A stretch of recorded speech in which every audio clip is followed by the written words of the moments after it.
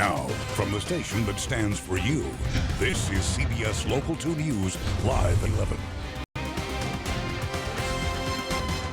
Every 6 days, a tow truck driver loses his life because nobody moves over.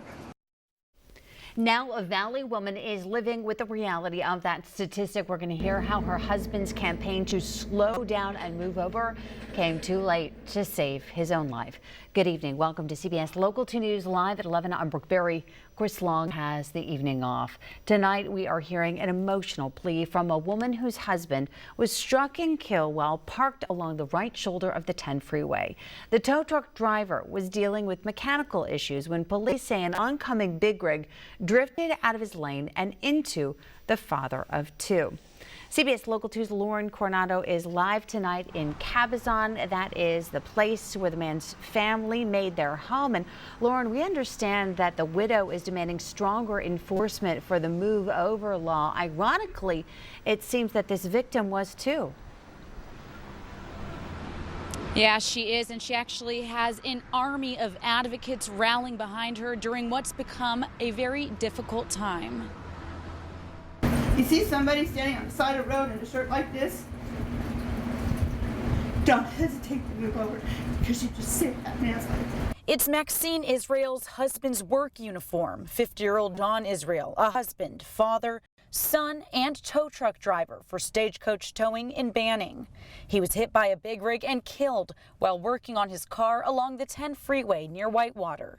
Me losing my husband can help me help everybody to get this law. So it's just as important as talking on your cell phone. Then it was worth it. Because that's what he wanted. He was collecting signatures for stronger enforcement of the move over law. It's one of his last public posts on Facebook. And since his death, you can see the support growing. Why is it we wait until we lose people to start talking about something? Why is it that we have to wait till it's too late to do anything? It's very close to home, very heartbreaking. Anthony Polston is a fellow truck driver helping coordinate a local spirit ride later this month in John's honor. It's part of a larger national procession aimed to promote the move over law.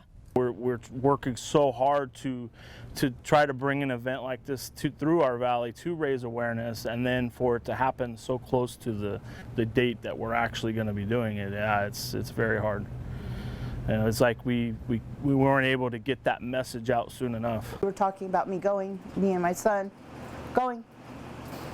And now that's a dedication of my husband because the law is not strict enough, not enforced. And now she's making it her mission to make a change. I've made a vow to my husband that his death is not going to be in vain. I will take this to the governor, to even the president of the United States to get something done. Because I do not want another family, another wife, or even a husband to have to go through this because their loved one was at work. Yeah, that move over law requires cars that are passing next to a car that is on the shoulder lane to slow down or move over if it's possible. Now, that car that's in the shoulder lane should have flashing lights, emergency cars, emergency responders, or tow trucks like this case. Now, as far as the procession, it's actually making its way to the valley right now, expected to be here August 28th. There is a GoFundMe link on our website if you'd like to support the Israel family. Reporting live in Cabazon, I'm Lauren Coronado. Lauren, I had to admit that I looked up that move over, slow down law. It's been in effect in California for 11 years. Although I think a lot of people know about emergency vehicles, I'd never heard this about tow truck or even Caltrans vehicles. Right, and it actually applies to both of them, which is exactly why you see so much passion behind this family who's asking that people abide by the law, and that's why they're asking for stricter enforcement. At the very least, getting people who are watching our newscast tonight to know what the law is. Thank you, Lauren. The man who may have started the Holy Fire is behind bars tonight as firefighters work 24/7 to get the upper hand on that blaze. 51-year-old Forrest Gordon Clark, accused of arson, threatening to terrorize, and resisting arrest. Clark is being held in Orange County in lieu of $1 million bail.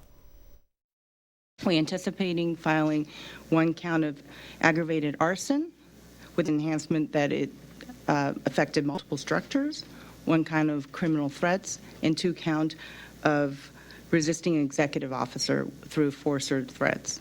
And those charges carries a life sentence. The Holy Fire has burned 6,200 acres. It is 5% contained. There are mandatory evacuation orders for communities near Corona and Lake Elsinore. And today, State Route 74 closed from Grand Avenue in Lake Elsinore to Nichols Institute in Orange County.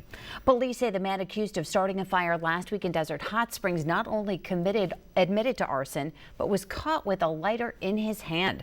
Witnesses reported seeing a man running from the scene of the fire near Mission Lakes Boulevard, and police say this man, 54-year-old John Tatum, matched the suspect description and was found walking nearby. He's being held on $35,000 bail. An update on a police investigation in Desert Hot Springs that we first told you about last night. Firefighters were called to a home on Palm Drive. When they got there, they found a man inside who'd been badly injured.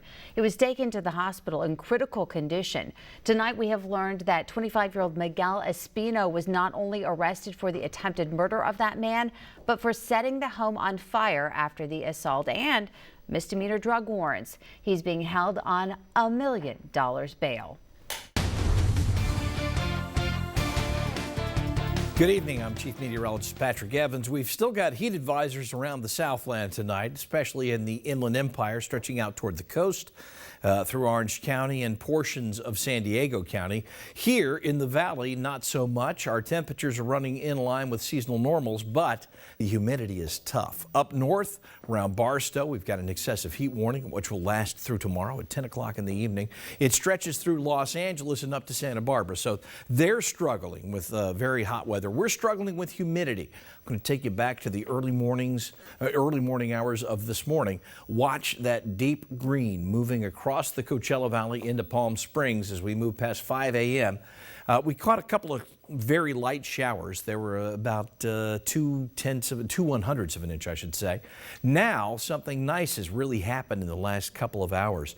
We're seeing a northwesterly breeze, so it actually feels much drier out there tonight than it did earlier today. So that northwesterly breeze is bringing in less humidity, and it's knocking down the very high dew points that we saw earlier today. However, tomorrow there's still a chance of thunderstorms. We're going to talk about that in my complete first alert forecast. It's coming your way in just a couple of minutes. Stick around. Let's go back over to Brooke. Thank you very much. Palm Springs Police Department took some time off from solving crime to helping the homeless today. PSPD hosted the Stuff the Bearcat donation event outside of the Walmart on Ramon Road, showing off its biggest SWAT vehicle and repurposing it to assist those who are less fortunate. People came to donate items like toothbrushes, lotion, and sunscreen, also anything that could help the homeless during these very warm summer months. Unfortunately, our homeless population's out here 24 hours a day, every day of the week. And we're doing what we can to partner with Well and Desert to get items to make it more comfortable for them during these very trying months. Before the event was over, the Bearcat had already been filled once and dropped off. Donated items will benefit Well in the Desert, which provides meals and other services for needy residents in the western Coachella Valley. Just as kids in Banning head back to school, teachers move outside their classrooms and to the curb. We're tired of seeing friends, colleagues, good, amazing teachers that have to leave. Coming up, the effect on students as teachers in the San Gorgonio Pass strike. Plus, it wasn't only the first day of school for Palm Springs Unified. It was one principal's first day on the job. We're going to hear what her goals are for the new year. You're watching CBS Local 2 News live at 11. A teacher strike stopped students in their tracks as they headed back for the first day of school in Banning. Members of the Banning Teachers Association say the superintendent violated their contract. They claim extra hours were added to their work week without their consent and that classroom sizes are growing. They argue the issues have pushed away many good teachers. We're tired of seeing friends, colleagues, good, amazing teachers that have to leave our district for other places where they're treated with respect.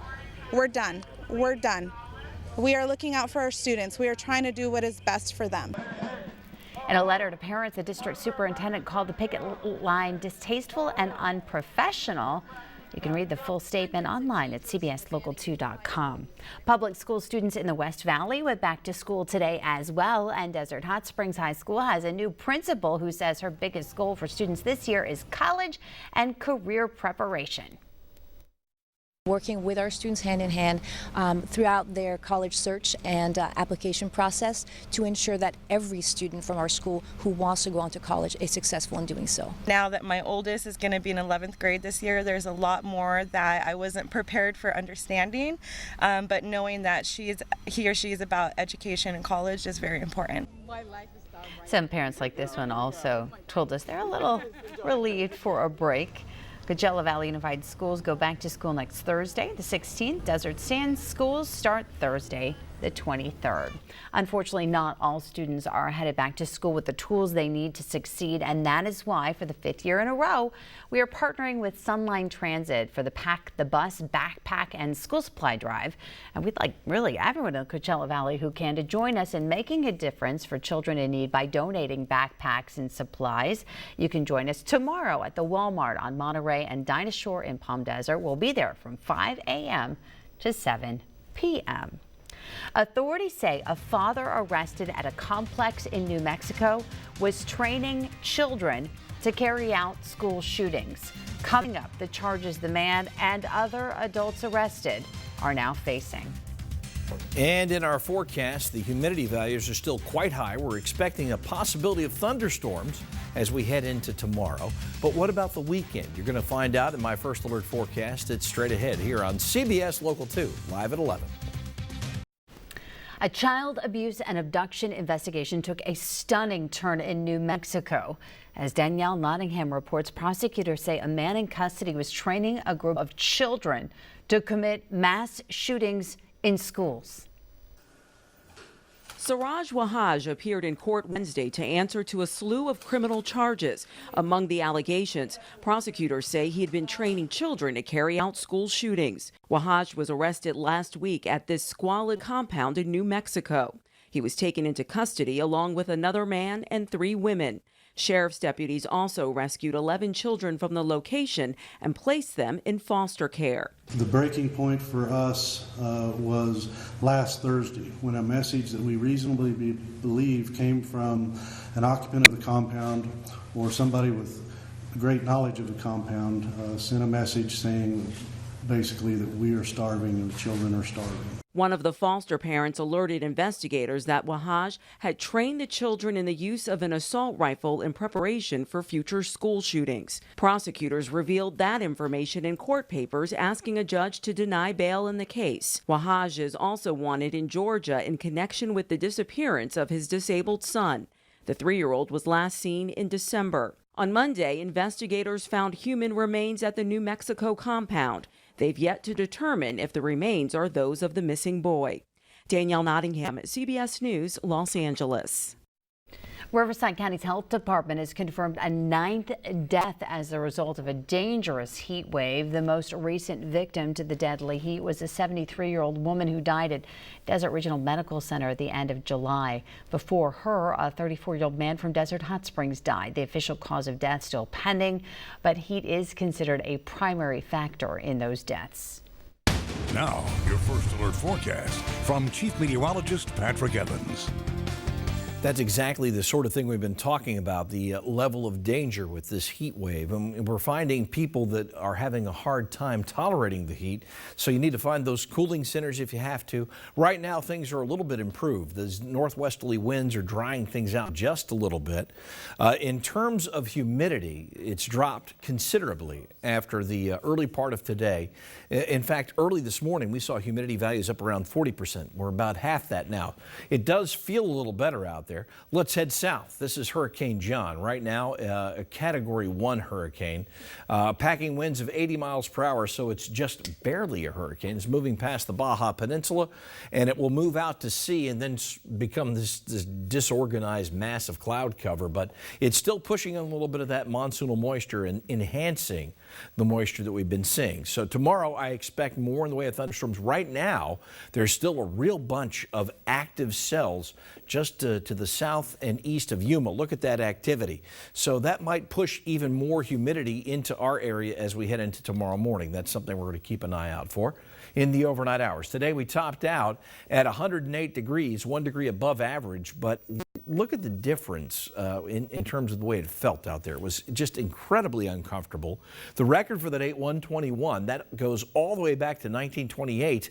But today, even though we were far below that, it was really uncomfortable. 97 presently under clear skies.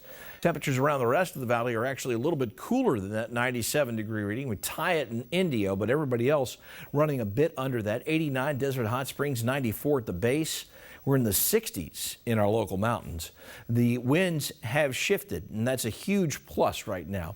Tomorrow, I expect more in the way of those southeasterly winds. Right now, the winds are out of the northwest at about 5, maybe 10 miles per hour. So it's a little breezy, but those winds are a drying influence on our forecast. And you can certainly see that the humidity is much lower than it was earlier today. Let's look at dew points, because that's really a big measure. We were up around 70 degrees in terms of dew point. Now they're in the mid-50s. You can almost run those evaporative coolers. If you have a brand new one, it would probably work pretty well, but otherwise not so much. Looking ahead, a chance of pop-up showers tomorrow in our local mountains. In the valley floor, it's a little bit less likely, but we're still going to see some partly cloudy skies. The moisture isn't going to be as prevalent, but I'm going to keep an opportunity there. Watch out for the school buses tomorrow. Temperatures in the lower 90s early, 101 at noon, and then 105 degrees for the daytime high. Slight chance of thunderstorms, particularly in the high desert, local mountains. 105 on Friday. Saturday and Sunday, we're going to be a little bit drier. Temperatures are going to be running in the same range.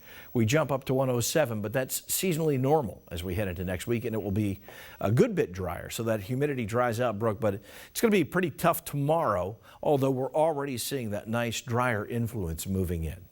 We like that. Thank you, Patrick. A pack of coyotes seen roaming around a local golf course where they were spotted. And the reminder to keep your pets safe. You're watching CBS Local 2 News live at 11. You might remember a smart robot that went missing from the Desert X art exhibition back in the spring of 2017. Now the Cathedral City man who found it is being rewarded. ShyBot was designed to avoid people, plants, and rocks, and did just that after venturing off for a year on its own, losing its data stream. Creators say they expected it to go missing, just not as soon as it did. A year later, 31-year-old Kyle Gomez of Cathedral City found the bot while off-roading, and today Desert X gave him a $1,000 check at the Cathedral City Hall. Take a look at this amazing video. A pack of coyotes spotted on a local golf course. This video is sent to us by viewer Kathy Seraph, who says she saw the seven coyotes on the Weston Mission Hills Gary Player course in Rancho Mirage around 7 last night. She says she's often seen a few at a time, but not this many. Just a reminder to make sure that your pets are not left alone, as they're sometimes preyed upon by those wild dogs. And coming up in sports, we're going to find out all the big games that LeBron James has on the schedule with his Los Angeles Lakers. We're going to go out to the East Valley, where Desert Mirage senior running back used the death of his father as motivation for a record-breaking season. You're watching CBS Local 2 News live at 11. We stand for you. Now, Cody Crump with sports. Major League Baseball in the dog days of August and a full slate of NFL preseason about to get underway. But today it is LeBron James leading the way, and we know where he's going to be playing on Christmas Day, as well as his Lakers debut this October. So let's start there. The Los Angeles Lakers hitting the road for game number 1. They're going to the Pacific Northwest for a showdown with the Portland Trail Blazers October 18th. And then 2 days later, the debut in the Staples Center, October 20th, Rockets and Lakers. LeBron James versus James Harden.